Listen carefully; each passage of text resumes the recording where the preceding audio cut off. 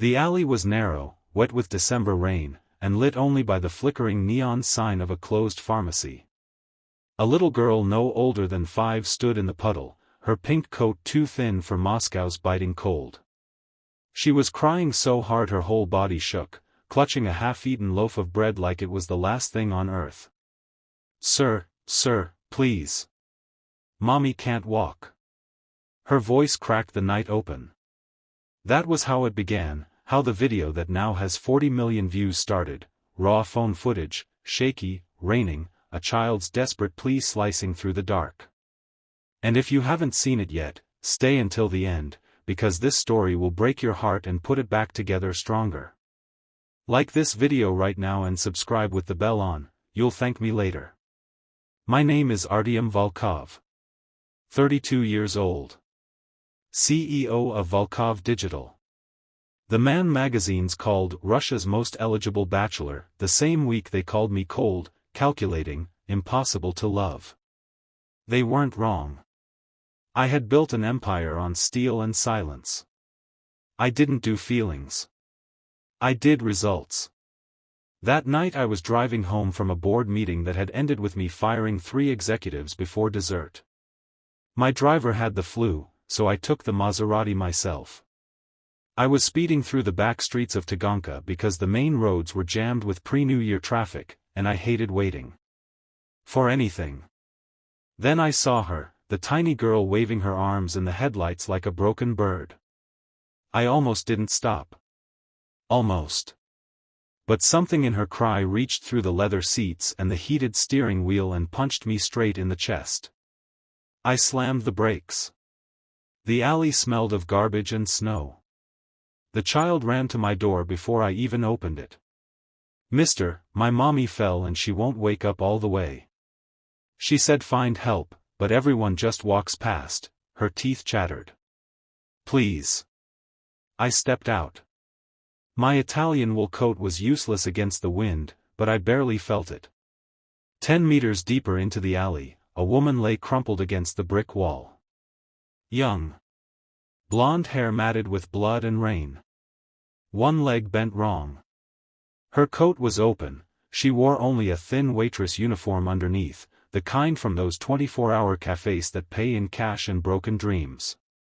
I knew before I knelt who she was. Sofia Orlova. 22 years old. The girl I had loved, really loved, when I was 19 and stupid and believed love was enough. 7 years ago she disappeared from university without a word. No calls, no messages. Just gone. I looked for her for months, then I stopped looking and started building walls. And now here she was, bleeding in a Moscow alley with a daughter who had my mother's eyes. "Mama," the little girl screamed, throwing herself at Sofia's side. Sofia's eyelids fluttered. "Mila, shoo, it's okay, Rodnaya," her voice was paper-thin. "I'm okay." She wasn't.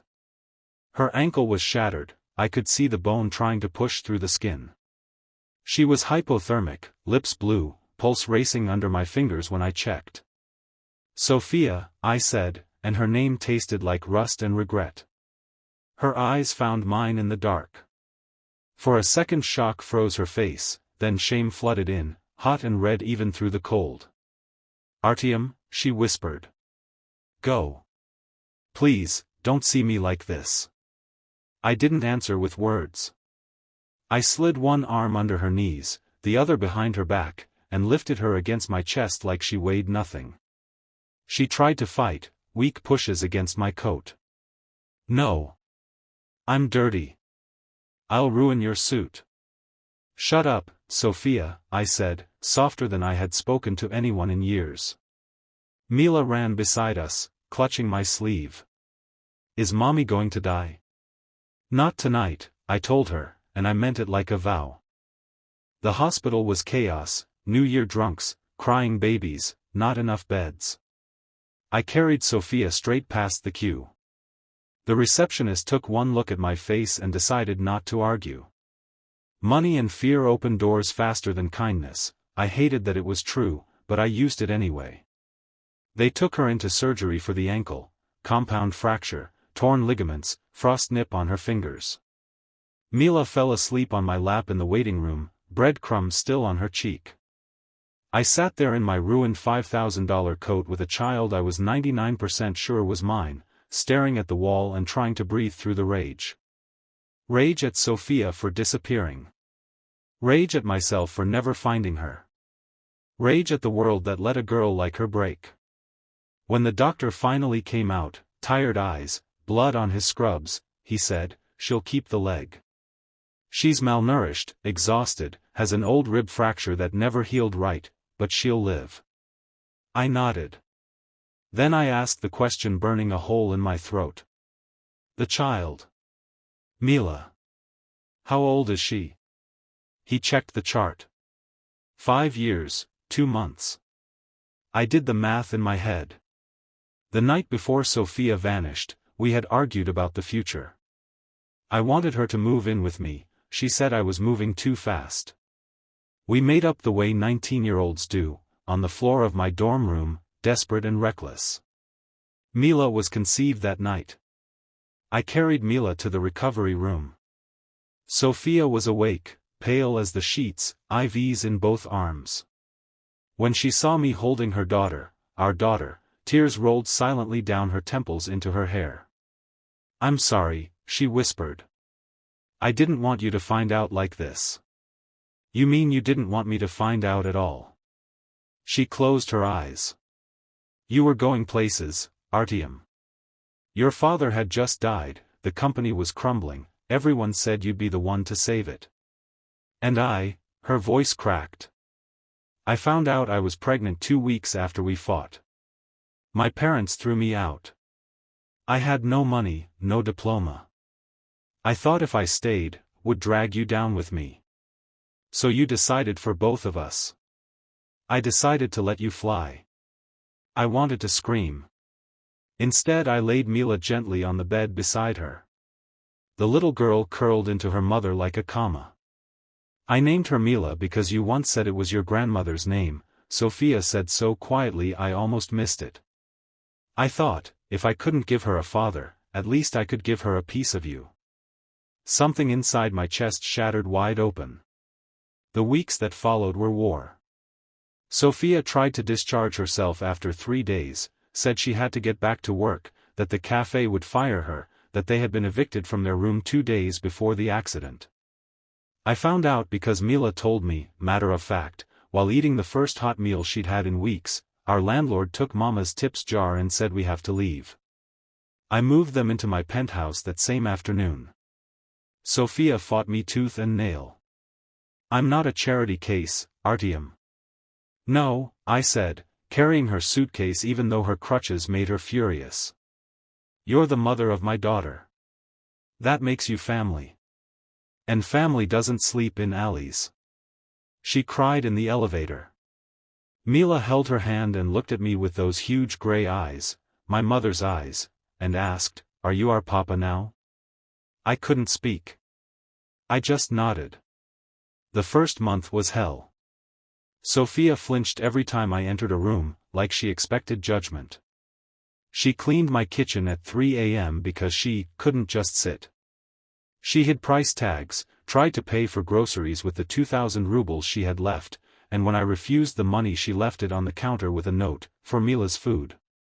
I found her crying in the laundry room one night because she'd accidentally shrunk one of my cashmere sweaters. I took the ruined sweater, threw it away, and pulled her into my arms. "Stop trying to pay debts that don't exist," I told her. "You kept her alive for 5 years. You won. Let me carry some of it now." Slowly, painfully, walls came down.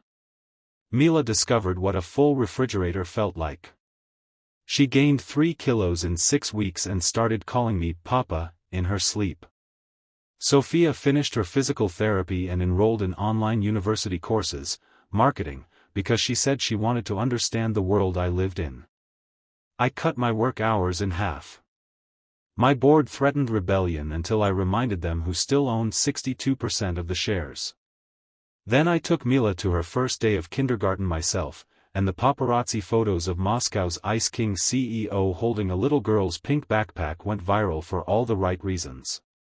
One night in March, snow still falling outside the floor-to-ceiling windows, Sophia found me in the study staring at an ultrasound photo the doctor had given us, Mila at 8 weeks, a blurry bean with a heartbeat. "I kept it," she said quietly. "All these years." I pulled her onto my lap. She was warm, soft, no longer bones and sharp edges. "I'm sorry I didn't fight harder to find you," I said into her hair. "I'm sorry I didn't let you." We kissed like teenagers who had 7 years of lost time to make up for. Mila walked in looking for her stuffed rabbit, took one look at us, and announced, "Finally," before marching off again. We laughed until we cried. The video you're watching, the one that started with a little girl in the rain, was never meant to go public. My head of security recorded it on his phone that night in the alley because he thought someone might accuse me of kidnapping. A tabloid got hold of it somehow and released it with the headline, "Billionaire Saves Mystery Woman, Secret Love Child." The internet did what the internet does. Within 48 hours #SirMommyCan'tWalk was trending worldwide. But something beautiful happened.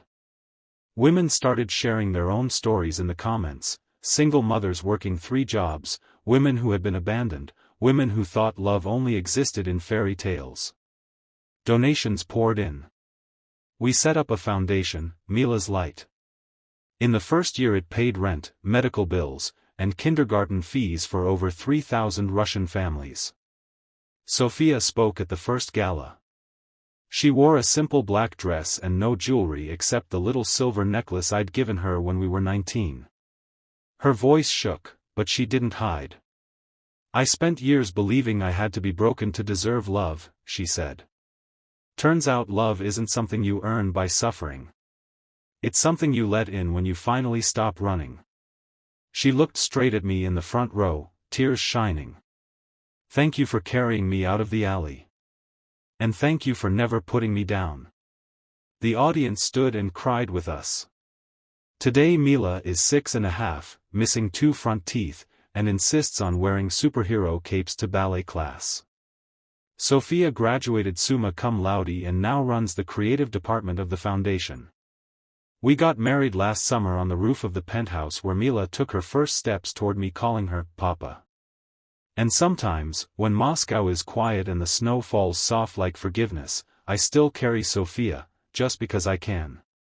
She laughs and pretends to protest, but she wraps her arms around my neck the same way she did that night in the rain.